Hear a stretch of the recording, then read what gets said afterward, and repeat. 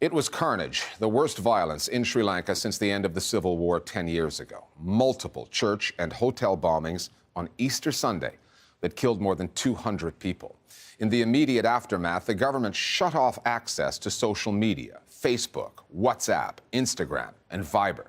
The rationale: to stem the spread of hate speech and misinformation. However, there's a complex debate to be had here on the benefits of a social media shutdown versus the costs. Millions of people could not contact their friends and family because in Sri Lanka, social media platforms are the internet itself, such as the online reliance on sites like Facebook and WhatsApp. Moreover, the evidence suggests that shutting off social media does little to check the spread of misinformation. Circumvention is all too easy, and the blocks cut off authentic sources of information as well.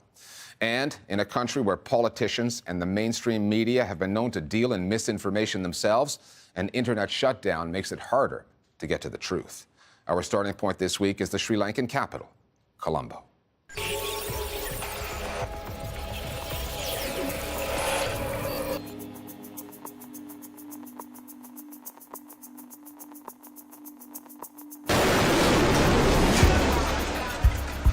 So the first explosions occurred around 8:45 on Easter Sunday morning. Within minutes, the first images started flowing through social media networks. Some of the first photos came clearly from members of the congregation. They were horrific and graphic.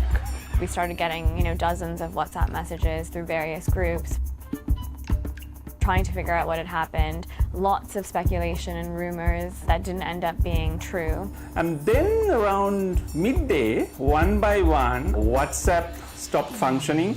Facebook was not loading, Instagram was not, and also YouTube and Snapchat. So social media platforms were not working anymore.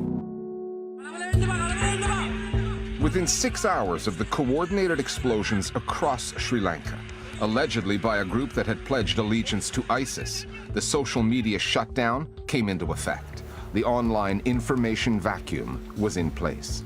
There was no official warning, and the justification was slow in coming. Still, the measures came as no surprise to outsiders, social media observers and commentators around the world. With misinformation and hate speech spreading across online platforms, the block seemed to make sense, just not to those actually affected, Sri Lankans. When I see this on Western media, what I see is someone going, oh yeah, Sri Lanka just blocked Facebook because of hate speech. Facebook needs to get its act together.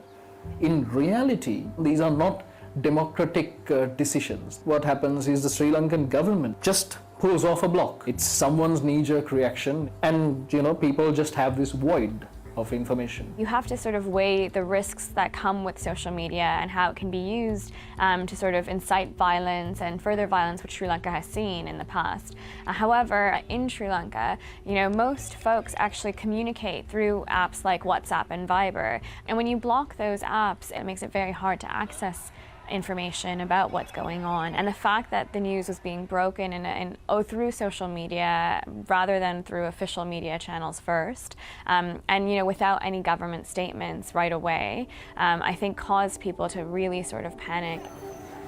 Beyond the question of whether a social media blockage is in the societal interest is the question of how effective blockages are, particularly in a tech-savvy country like Sri Lanka, where the use of VPNs, virtual private networks, has grown widespread.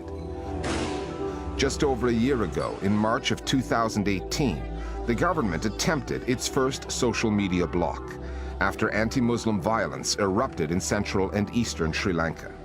More than 1 million social media users reportedly downloaded VPNs, which circumvent blockages by masking a user's location, allowing them to go online from what appears to be another country. So when this blockage occurred, many Sri Lankans were ready. Everybody has VPNs in the country. Most everybody that I know has a VPN installed on their smartphone or devices and computers. And so the first thing that people talk about when they get a hint that the government is trying to block social media is what VPNs you should download and that you should do it immediately. So I'm not sure about the effectiveness of a block in a context where VPNs are so broadly debated and discussed. But the day after the attacks, TunnelBear, one of the most popular VPNs in Sri Lanka, was no longer accessible.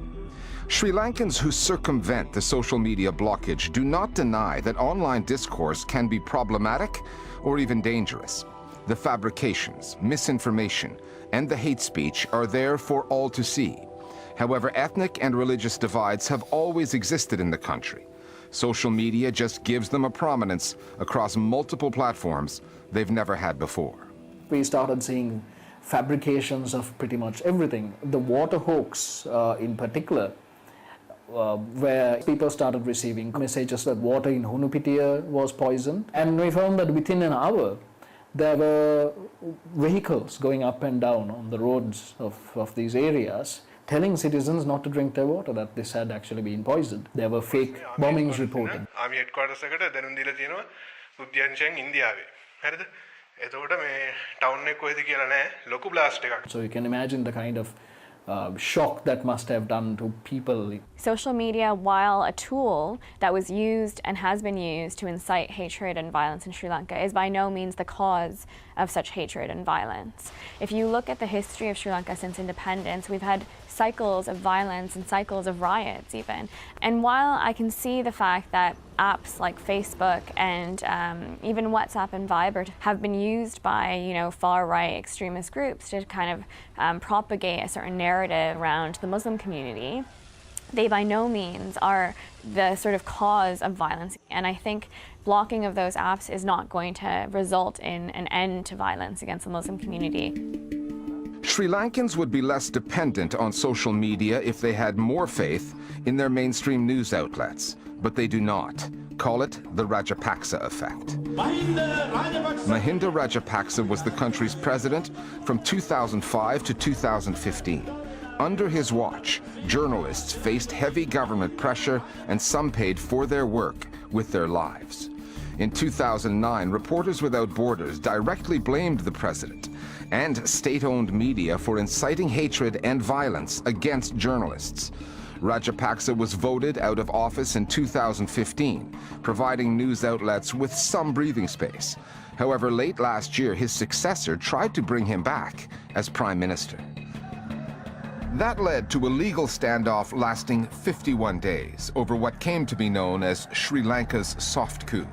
Most mainstream news outlets supported the return of Rajapaksa. ශ්‍රී ලංකා ඉතිහාසයේ නොමැකෙන සටහන් තැබූ ජනාධිපතිවරයෙක් හැටියට ප්‍රථාස්ස දේශපාලඥයෙක් හැටියට ඔහු පිවිසෙන්නේ තවත් ශ්‍රී ලංකාවේ අලුත් පිටුවක් පෙරලන්නට විය හැකියි. Eventually, the courts overturned Rajapaksa's appointment, ruling that it was unconstitutional.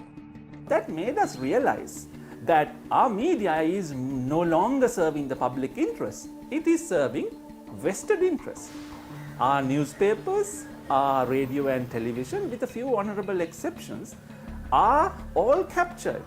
There is much that is not right with social media, but the web and social media is also the last space left for us to verify and us to find out and us to express. Social media also played an important role again in trying to be very critical of how the coup was being conducted, in exposing the kind of bribery attempts that were being made by the sort of newly formed coup government. Social media was really important in all of that. I shudder to think what could have happened if there was no social media or it was blocked during the 51 days of that crisis. The coup could have succeeded, and that's the problem.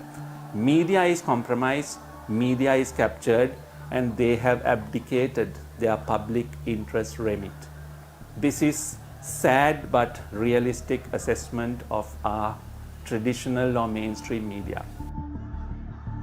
Sri Lanka's social media blockage was supposed to have ended by now.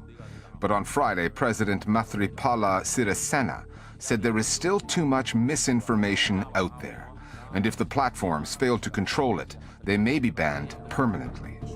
Under the declared state of emergency, the government also has the power to censor mainstream news outlets. Far from seeing the end of misinformation, Sri Lankans have been left with a lack of information.